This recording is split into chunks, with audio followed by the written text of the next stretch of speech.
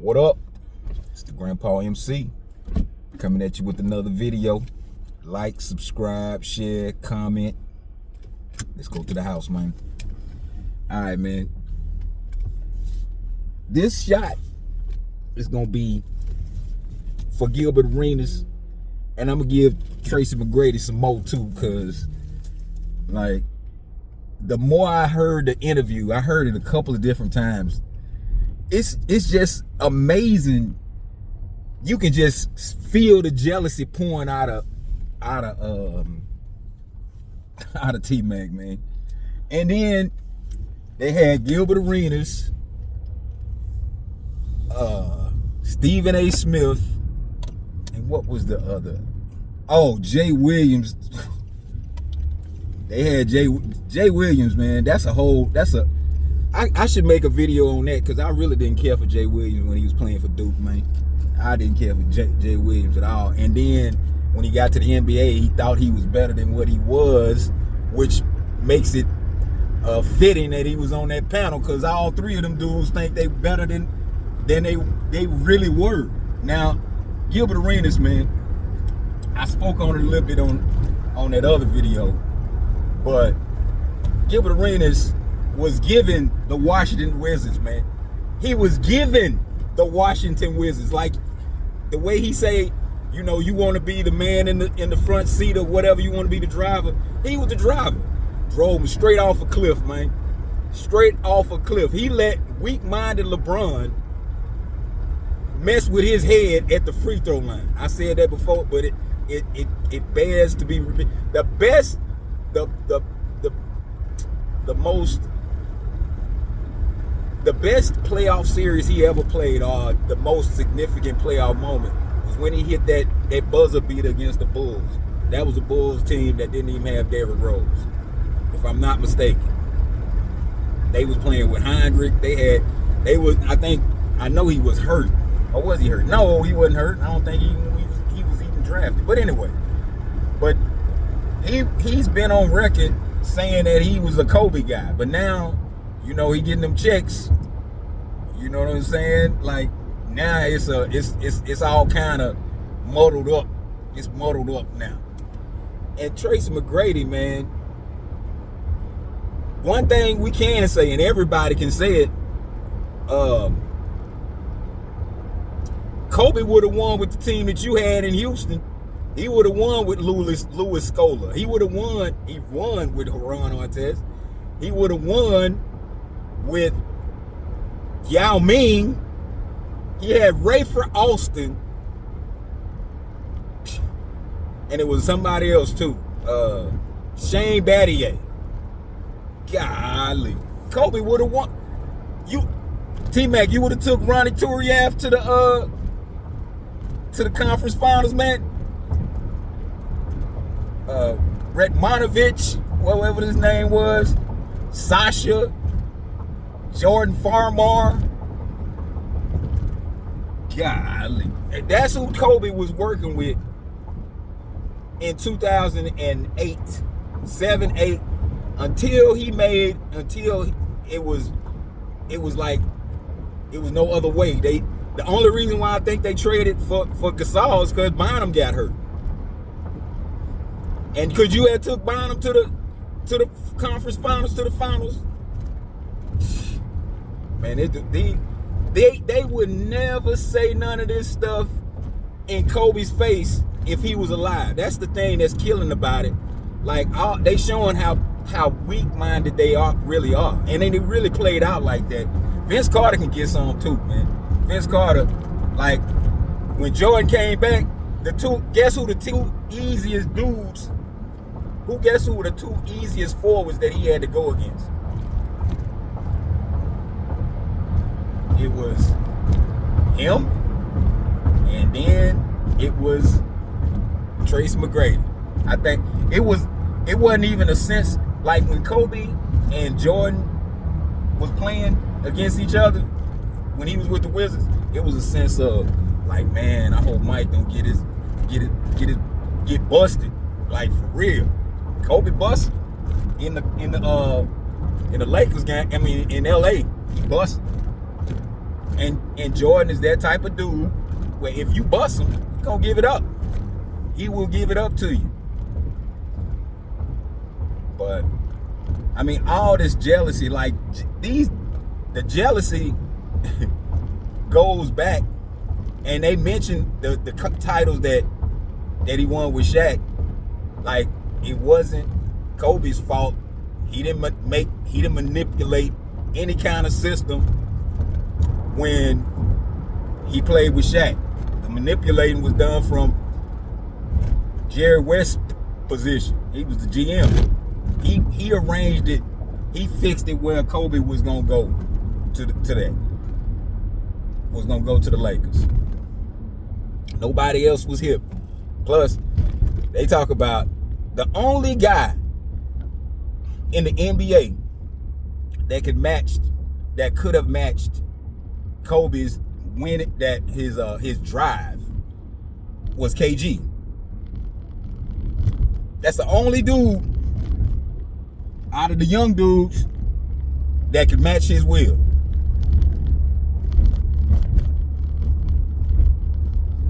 But McGrady talking too much against Detroit.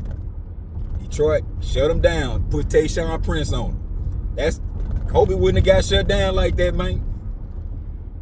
He got shut down a couple of times, like in Utah. I had forgot. Watched a couple of videos today, but I had forgot that he played the Utah Jazz 2 years in a row. I remember the last year he played when he ran off crying, but this one, I mean, I didn't know.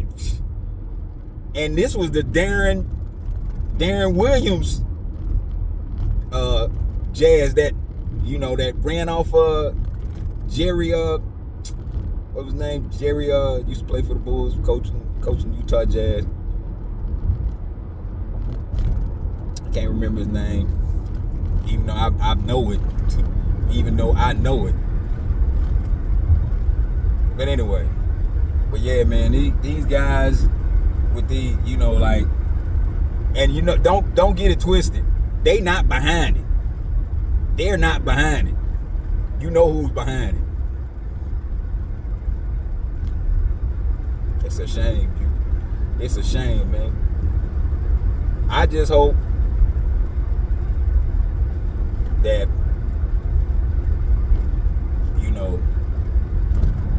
Jordan don't let, you know what I'm saying? Like, I don't want Jordan to get on that tube and embarrass himself, man. I don't want him to get on there and embarrass himself. If he get on there and say some valid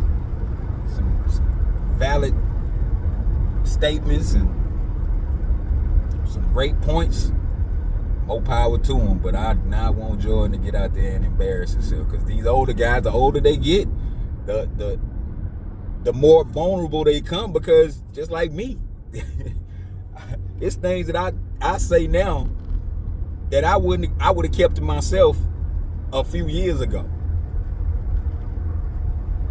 Most definitely when I was in my 20s and 30s, I would have kept it to myself. But now, like, the older you get, the looser your mouth get, man. That's like LeBron, man. LeBron is talking to his heart's content. I didn't know he was still making episodes of Mind the Game. That's crazy. Dude, go home. Go home, man. But yeah, man, I think I got it all off me, man. Because the more I kept hearing him and then saying that, oh, you don't think if you replaced me with Kobe that I couldn't win with Shaq? Nah, dude, you was just as lazy as Shaq. Shaq needed somebody that was gonna fight against him. Penny didn't fight against him.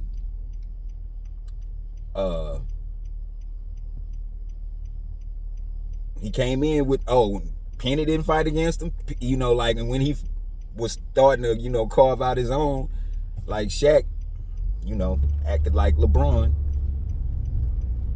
But he got into it with Kobe. But Kobe was the only one that stood firm. The only reason why it went smooth with Dwayne Wade, Shaq was washed. He had that last year they played, and when they won the championship, that was it for Shaq, man. Shaq was kaput, but he still stayed around. But nah, you wouldn't have won with Shaq, dog, because Shaq needed somebody to oppose him. You would have, just like you doing now. You know, somebody told you to say that, or maybe I'm giving him too much credit. But the fact that he said it, and he looks mad weak, and people are on his helmet. People are on that dome, man. Like it's making people. It's really making some guys mad because like we all saw it. We all saw it. My memory can go back to 1987. It can definitely go back to 2003, 2, 1. Like I say, I got a bunch of 2001, 2, and 3 where I'm able to view them, and I'll be watching still. Be background noise sometimes, a lot of times, but like I'm still watching. Just to show you, you know, and I dug it. Check out the video. It's in my list about the night in Orlando. You might have, you know, that was him and Bobby Jackson going at it because Bobby Jackson was D'ing him up, and then he pulled a chump move and threw the ball at Bobby Jackson. Thought he was just gonna roll with it. Bobby Jackson was going for his. He wasn't just gonna let that ride. But you know what the problem was, McGrady, and I spoke on it on the video I made prior. Tracy McGrady, when he first started, he was more he was more unselfish when that first year, and so also.